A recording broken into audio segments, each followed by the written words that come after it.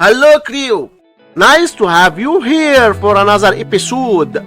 In this clip right now, 12 divided by 12 which equals 1 and 9 divided by 9 equals 1. Now we have this problem, 1 divided by 1 which equals 1. But this answer is not correct because according to the order of operations we must do this division, then this division, and at last this division. So we have first this division, 12 divided by 12 equals 1. So we have 1 divided by 9 divided by 9, and we can write this part as 1 over 9 divided by 9. So we must keep the first fraction 1 over 9 and change division to multiplication times.